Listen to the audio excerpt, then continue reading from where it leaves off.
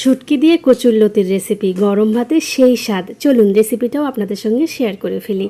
আমি কাঁঠালের বিচি আর পেঁয়াজ হালকা তাপে ভেজে নিয়েছি ভালো করে। তারপর দিয়েছি 1 চামচ রসুন বাটা, হাফ চামচ পেঁয়াজ বাটা, আদা চামচ, মরিচ পরিমাণ মতো, আর দিয়েছি জিরা বাটা আধা চামচ, হলুদ 1 চামচ, হলুদের গুঁড়ো, মরিচের গুঁড়ো 1 চামচ।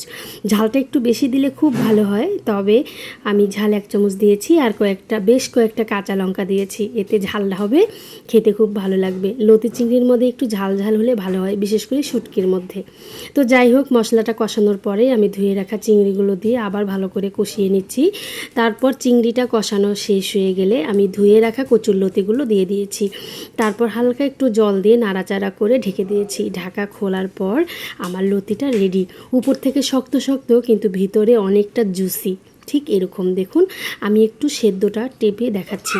দেখুন হয়ে গেছে, কিন্তু উপর খুব শক্ত শক্ত। গরম ভাতে লেবু দিয়ে সেই স্বাদ। এইভাবে একবার রান্না করে দেখবেন, আপনিও এই শুটকি চিংড়ি দিয়ে লতির প্রেমে পড়ে যাবেন। ভালো লাগে।